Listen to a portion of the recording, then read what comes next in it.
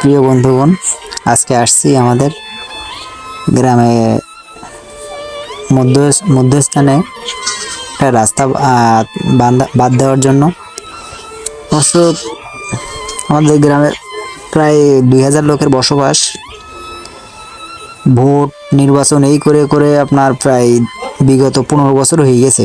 3বার member chairman পাল্টাইছে, MP পাল্টাইছে, কিন্তু আমাদের গ্রামের রাস্তার কোনো উন্নতি হয়নি। সবাই আশ্বাস দেয় নির্বাচন আসলে, ঠিক আছে, রাস্তা করে দেবো, রাস্তার বাজেট আইছে, কিন্তু মানে মানুষ যে চলাফেরা করবে কিভাবে, এগুলো তারা চিন্তা ভাবনা করে না। একবার তো বাস দিয়ে এমন অবস্থা হয়ে গেছিলো যে বাস দিয়ে যাতায়াত করতো। তো মেম্বারের সাথে বলা হয়েছিল কি যে আমাদের রাস্তাটা একটু করে দেওয়ার জন্য, যেহেতু আপনি রানিং মেম্বার। তা মেম্বার বলছিল কি ছেলেপিলের পড়াশোনা করার দরকার নেই, স্কুলে আসার কি দরকার, মানে গ্রামের মাথায় স্কুল আছে, সেই স্কুল আমি আপনাদের দেখাবো অবশ্য পরবর্তী কোনো ভিডিওতে। কিন্তু বিষয় হলো আসলে এলাকার মেম্বার চেয়ারম্যান যদি ভালো না হয়, তা আসলে গ্রাম কেন, কোথাও উন্নয়ন হওয়া সম্ভব না, আর উন্নতি দেখানো সম্ভব না। তো অবশ্য আমাদের গ্রামের পোলাপান এবং কিছু গ্রামের থেকে অল্প কিছু লোকজন আসছে, যে আসলে যেহেতু রাস্তা একদম অবস্থা খারাপ হয়ে গেছে, এই জন্য বাদ দেওয়ার জন্য নিজেরাই কি আর করবো, এলাকার মেম্বার চেয়ারম্যান না করে দিলে নিজেই তো যাতায়াত করতে হবে, মেন কথা হচ্ছে এটা। তো আমার এই কাকা অবশ্য খুব আন্তরিক আর খুব কষ্ট করে আসলে, মানে কি দেখতেই পাচ্ছেন আপনারা, নাম হচ্ছে মিহির। তো আমরা অবশ্য আগে নাচনিটা দিলাম, এখন এটা সমান করে একটা লেভেল করে তারপরে বস্তায় মাটি করে করে লাস্ট ফিনিশিং আমি আপনাদের দেখাবো অবশ্য, কিন্তু আমরা এভাবে এগুলো করতেছি।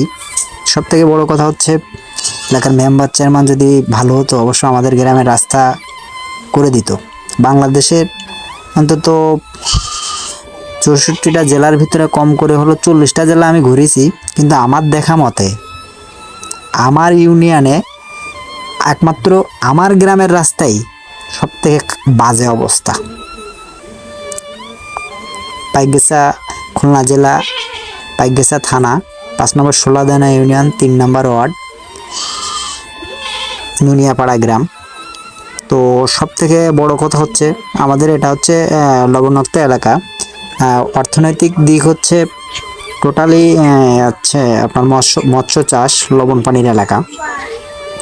তো আমাদের এলাকার রাস্তাঘাট যদি খালি একটু সংস্কার হয় তাহলে হয়তো ভালো হতো, কিন্তু টোটালি মানে যে আসে সে খায়, মানে মানে মানে শিয়ালের কাছে পাতি হাঁস পুষতে দিলেই যা হয় আর কি। একটা আমরা ছোটবেলায় গল্পতে পড়েছি যে যদি শিয়ালের কাছে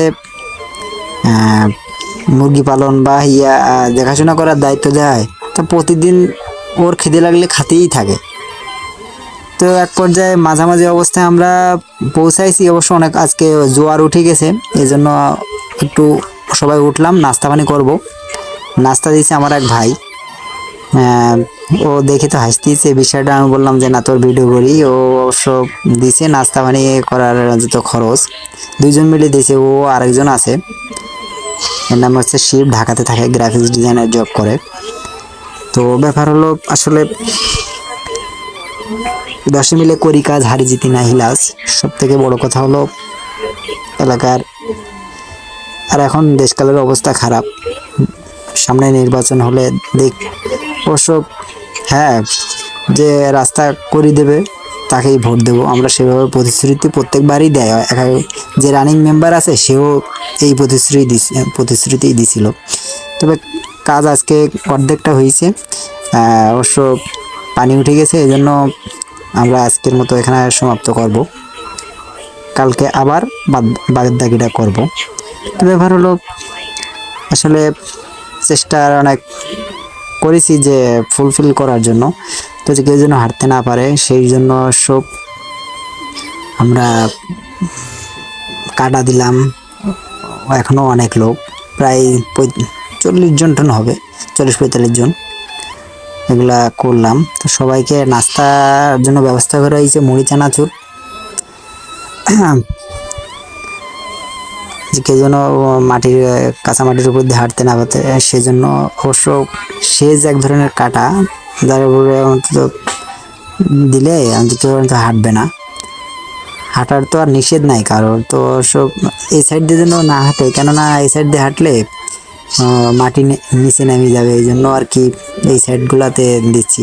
ওই সাইডে দেবো না, কারণ এক সাইড মানুষ যদি হাঁটতেই না পারে তখন তো যাতায়াতের রাস্তা বুঝতেই হবে।